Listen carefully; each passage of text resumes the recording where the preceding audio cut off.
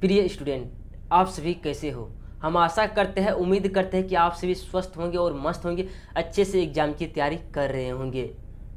तो आज के क्लास में फिर से हम आपके लिए लेकर आ गए हैं, यानी चैप्टर नंबर 1 क्लास 10th का हिस्ट्री, यानी सोशल साइंस में हिस्ट्री चल रहा है अभी। इसका जो हमने 4 क्लास ले चुके हैं, यह है 5वां क्लास। तो इस क्लास को आप पूर्णतः रूप से देखने के लिए नहीं भूलिएगा, और साथ ही साथ और यह क्लास जो अभी स्टार्ट होगा, इससे पिछले क्लास में हम जहां तक करवा दिए थे उससे आगे होने वाले हैं। यदि आप सभी अभी तक यदि उन क्लास को नहीं देखे हैं तो जा करके सभी क्लास को प्लेलिस्ट बन गया है, प्लेलिस्ट से देख सकते हैं लाइन बाय लाइन सभी क्लास को। सबसे पहले मैं आपसे यह बात कर लेता हूँ, यदि किसी चीज़ को हम शुरुआत से देखते हैं तो हमें समझ में ज़्यादा आती है। इसीलिए आप सभी क्या करिएगा, सबसे पहले फर्स्ट वीडियो को देखिएगा, उसके बाद सेकेंड वीडियो, उसके बाद थर्ड, उसके बाद 4 वीडियो को देखिएगा। ये 5वां वीडियो है, ये क्लास जो है ये 5वां वीडियो है। तो हम आशा करते हैं, उम्मीद करते हैं कि आप सभी जो है ना एग्जाम की तैयारी एक अच्छे लेवल से कर रहे होंगे, आप अपने अंदाज में। तो इसी तरीक़ा से आप कंटिन्यू बनाए रखिएगा। तो सबसे पहले क्लास को स्टार्ट करने से पहले हम कुछ बात कर लेते हैं आपसे। देखिए चैप्टर नंबर 1 तो चलिए रहा यूरोप में राष्ट्रवाद, तो इसका कुछ मोटिवेशन लाइन मैं आपको बताना चाहता हूं। उसके लिए सबसे पहले मैं आपको मोटिवेशन एक बता दे रहा हूं, तो आप लोग जो है थोड़ा सा समझने की इस लाइन को प्रयास करिएगा।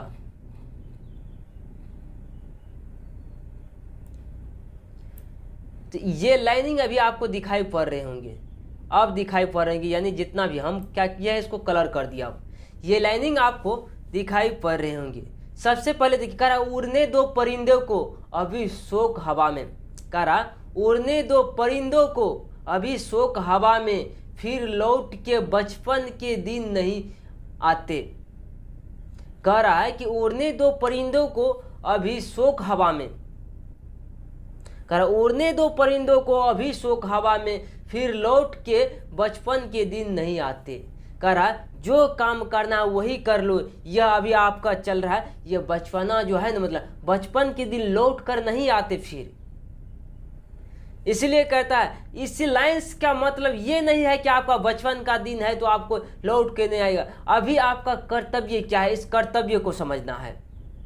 सिर्फ आपको अपने आप को कर्तव्य को समझना है और मेहनत करना है लगातार।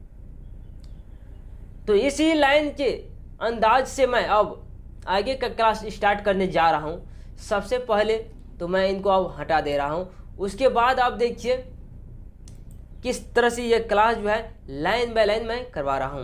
देखिए हिस्ट्री चल रहा है, ये तो बात पहले दिन मैंने आपको समझा चुके हैं बहुत ही बेहतरीन तरीका से।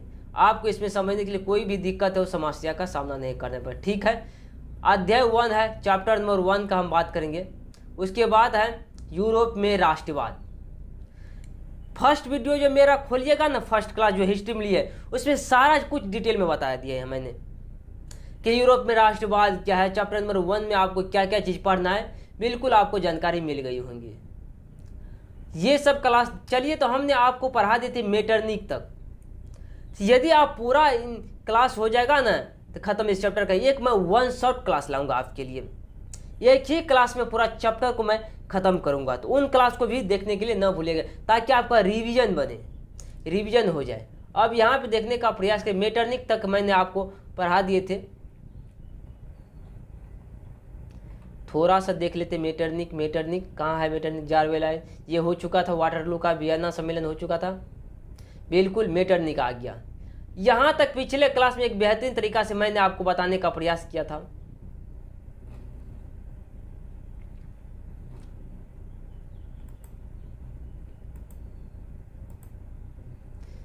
इस क्लास को मैंने आपको बेहतरीन तरीका से थोड़ा सा बताने का मैंने प्रयास किया था। थोड़ा सा इसको क्या कर लेता, छोट कर लिया जाए, ठीक, रहने दे इतना। देखिए मेटरनिक के बारे में जानकारी अभी देंगे आपको। आखिर मेटरनिक कौन था, ये क्वेश्चन हमने करवा दिए थे। अब देखिए आप यहां से ये क्वेश्चन बन रहा है कि मेटरनिक काल से आप क्या समझते हैं, यानी कह रहा है मेटरनिक काल से आप क्या समझते हैं। यहां से ये क्लास स्टार्ट होगा अभी बेहतरीन तरीका से। अब देखने का यहाँ पे प्रयास करिएगा थोड़ा सा कि मेटरनिक काल से आप क्या समझते हैं। कर उत्तर देखिए इसका, सन 1815 से 1848 ईस्वी तक का समय मेटरनिक काल कहलाता है। कितना समय? हम बात करेंगे 1815 से 1848 तक, ये समय जो रहा मेटरनिक काल रहा यहाँ इतना। 1815 से 1848 तक जो क्या रहा, मेटरनिक युग रहा। आपसे पूछेगा मेटरनिक काल कब से कब तक रहा, आप बताइएगा 1815 से 1848 ईस्वी तक रहा। ठीक कर, इस दौरान मेटरनिक ने यूरोप में किसी भी तरह के बदलाव को रोकने की कोशिश की, किसी भी तरह के बदलाव को रोकने की कोशिश की। उसके मुख्य काम थे, मतलब इस समय में मेटरनिक ने क्या कर रहा था, बदलाव जो हो रहे थे यूरोप में उनको रोकने का काम कर रहा था। और उसके प्रमुख काम थे ये, यानी यूरोप में जो कुछ भी बदलाव हो रहा था उनको रोकने का इसका प्रमुख काम था। मेटरनिक काल से आप हम यही समझते हैं। बहुत ही सिंपल भाषा में आप उत्तर लिखिएगा यदि एग्जाम में आते हैं मेटरनिक युग, तो सन 1815 ईस्वी से लेकर 1848 ईस्वी तक के क्या कहते समय को, मेटरनिक युग कहता है। और इस समय में यूरोप में बदलाव हुए चीज़ों को रोकने का काम कर रहा था मेटरनिक। क्या कर रहा था? रोकने का। यूरोप में जो कुछ भी बदलाव हो रहा था उनको रोकने का काम कर रहा था। हम आशा करते हैं, उम्मीद करते हैं कि इन बातों को बहुत ही बेहतरीन तरीका से आप समझ पाए होंगे। तो चलिए यहाँ पे आप अगला क्लास देखते हैं। पुराने शासन को बनाए रखने, अब यहाँ देखिए उसी का है ये, उसी उत्तर का ये लाइनिंग है। पुराने शासन को बनाए रखना, जनता के अधिकारों को न देना, प्रेस, नाटक, भाषण और सभा पर पाबंदी लगाना, स्कूल कॉलेज में जासूस भेजना, जनता पर कड़ी निगरानी रखना। मतलब इस लाइन को समझने का प्रयास करिएगा आप सभी। पुराने शासन, यूरोप में जो कुछ भी पुरानी व्यवस्था था उसी को बनाए रखना चाहता था ये मेटरनिक, नया बदलाव होने ही नहीं देता था। और जनता के अधिकारों को न देना, जनता के जो अधिकार था उनको देने का देवे न कर रहा था ये। और देखिए प्रेस मतलब होता है पत्रिका नहीं छापाया जाता, नाटक भाषण करके नहीं राजा का विरोध किया जाता है शासन पर। सभा करने का आयोजन भी नहीं था, ये पाबंदी लगाते थे इन सब में। स्कूल कॉलेज में जासूस भेजना, जनता पर कड़ी निगरानी रखता था ये, जनता पे बिल्कुल ऐसा कहे नहीं है, जनता के यह हित का नहीं था राजा। ये शासन जो कर रहा था जनता के हित में काम ही न कर रहा था मेटरनिक। अब अगला लाइन सुनिए। अब यहां पे एक चला था महान व्यक्ति को आज हम पढ़ेंगे, मैं बात करूंगा। अभी आप कहते होंगे कौन है मेटरनिक, कौन है भाई मेजनी, इनका मैं पहचान भी आपको करवाऊंगा। जो ये क्लास 1 शॉट होगा या रिवीजन लास्ट क्लास में मैं सारा का डिटेल में मैंने आपको फोटो कुरेट दिखाने का प्रयास करूंगा कि मेटरनिक कौन है, क्या कौन है, नहीं है, इन सब का फोटो दिखाने का मैं आपको प्रयास करूंगा। अब यहाँ पे देखेंगे आज की क्लास में मेजनी कौन है। बहुत ही शानदार क्वेश्चन यह है और परीक्षा के लिए वेरी वेरी क्वेश्चन लगा लीजिए आप। मेजनी कौन था?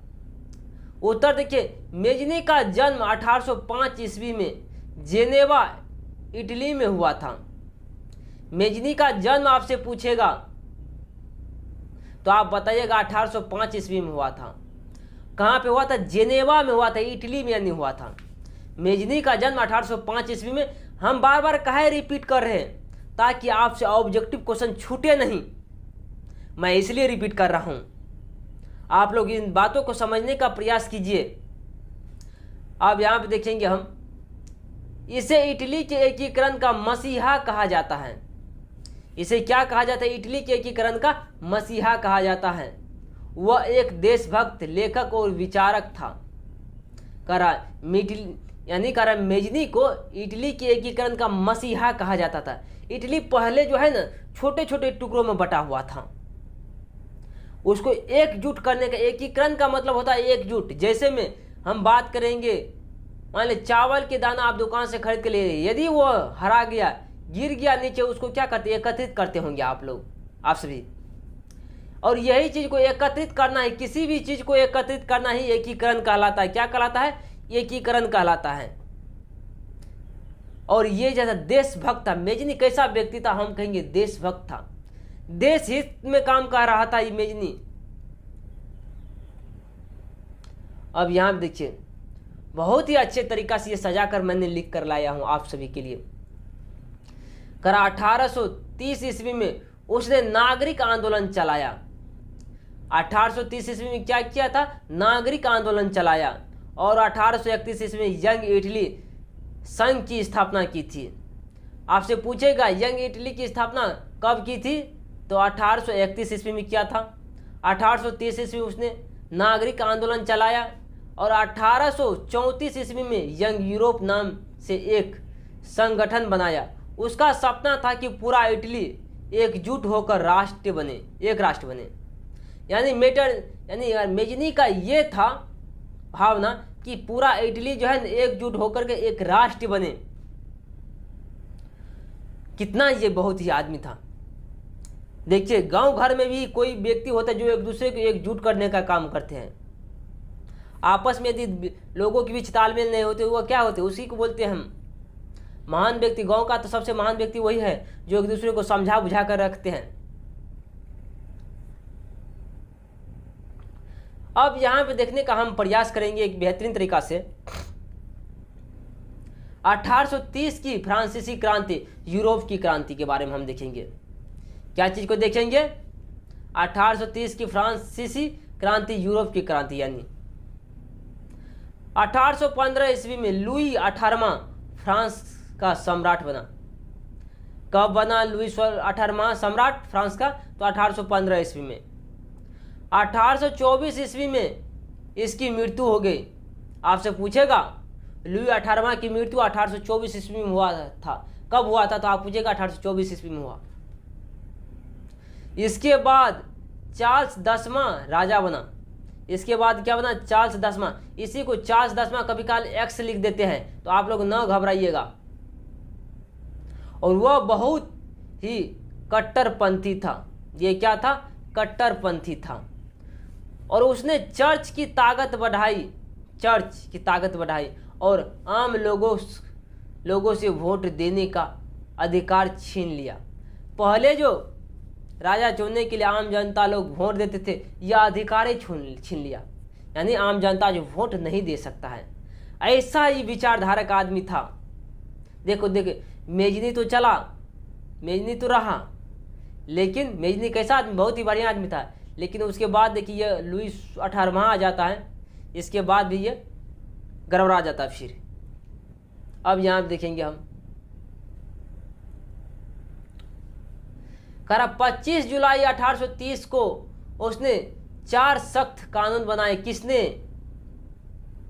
लुई 18वां ने 25 जुलाई 1830 को उसने 4 सख्त कानून बनाए। 26 जुलाई को लोग सड़क पर उतर आए।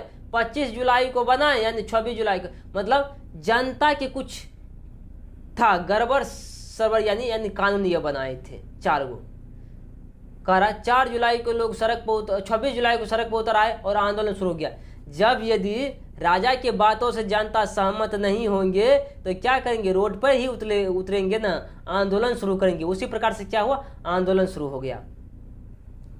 3 दिन चले इस आंदोलन को फ्रांस के इतिहास का सबसे गौरवशाली पल कहा जाता है। 3 दिन तक चले इस आंदोलन को फ्रांस के इतिहास का सबसे, और यह आंदोलन जो है 3 दिन तक चला। आंदोलन कितना दिन तक चला? 3 दिन तक चला। और 31 जुलाई को चार्ल्स 10वां भागकर इंग्लैंड चला गया। और इसके बाद बुरबन वंश खत्म हो गया और वहां संवैधानिक राजतंत्र की स्थापना हुई। लुई फिलिप नया राजा बना और आर्यलेंस की वंश की शुरुआत हुई। यानी इसके बाद है बुरबन वंश जो है ये समाप्त हो जाता है और ये वंश आर्यलेंस वंश है, ये इसकी शुरुआत होती है यहां से। अब यहां पे देखने का प्रयास करिएगा, जुलाई 1830 ईस्वी की क्रांति के कारण लिखिए। कह रहा है जुलाई 1830 ईस्वी की क्रांति के कारण को लिखिए। फ्रांस में 1830 ईस्वी में एक गृह युद्ध शुरू हुआ। फ्रांस में क्या हुआ? 1830 ईस्वी में एक गृह युद्ध शुरू हुआ जिसे जुलाई 1830 की क्रांति कहा जाता है। जुलाई 1830 की क्रांति कहा जाता है। यह क्रांति राजा चार्ल्स 10वें की तानाशाही नीति के खिलाफ थी। उसने उदार विचारों को दबाने की कोशिश की और एक कट्टरपंथी नेता पोलीग्रेक को प्रधानमंत्री बना दिया। ये देखिए, कट्टरवादी आदमी जो था उसको प्रधानमंत्री बना देता है, जिसका लोग ने विरोध किया। इस क्रांति का मुख्य कारण लोगों की राष्ट्रीयता और स्वतंत्रता की भावना को दबाया जाना था। अब यहाँ पे देखिए, क्रांति हुई थी 1830 ईस्वी में, फ्रांस में हुआ था यह क्रांति, और यह युद्ध गृह युद्ध यानी शुरू हो गया, यानी गृह युद्ध, जिसे जुलाई 1830 की क्रांति कहा जाता है। और यही यहाँ पे देखने का प्रयास करेंगे। यह क्रांति राजा चार्ल्स 10वें की तानाशाही के खिलाफ था। राजा 10वें जो था ना उसके खिलाफ था। उसने उदार विचार को दबाने की कोशिश की और कट्टरपंथी नेता को पोलीग्रेक को प्रधानमंत्री बना दिया। ये क्या किया, यानी राजा चार्ल्स 10वां क्या किया, यह कट्टरपंथी आदमी व्यक्ति को यह बना देता है प्रधानमंत्री, जिसने लोगों ने उसका खूब विरोध किया। इस क्रांति का मुख्य कारण लोगों की राष्ट्रीयता और स्वतंत्रता को दबाया जाना था।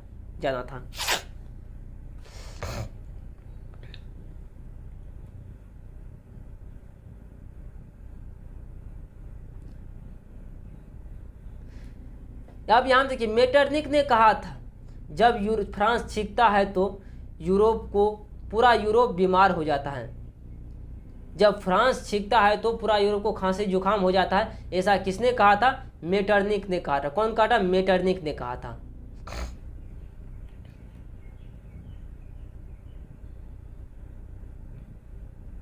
अब यहां देखिए, इस लाइन को जरा सा समझने का प्रयास करिए। 1830 की क्रांति के प्रभाव को लिखिए। 1830 ईस्वी में क्रांति हुआ था, इसके प्रभाव, कोई ना कोई क्रांति जो होता है उसका कुछ ना कुछ प्रभाव होता है। अब कह रहा है कि उसके प्रभाव को लिखिए।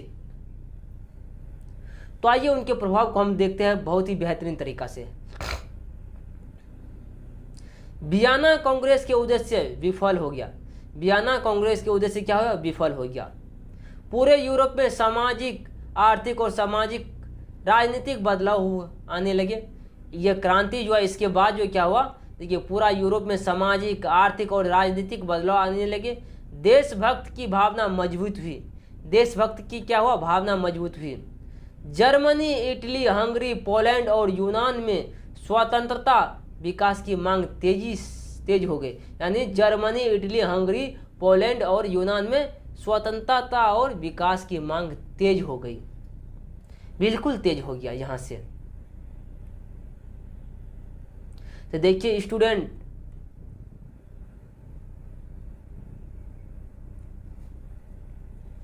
हम आपसे यही कहना चाहेंगे कि आप लोग अभी मन लगा कर पढ़ लीजिए। अभी मेहनत करने का आपको समय है।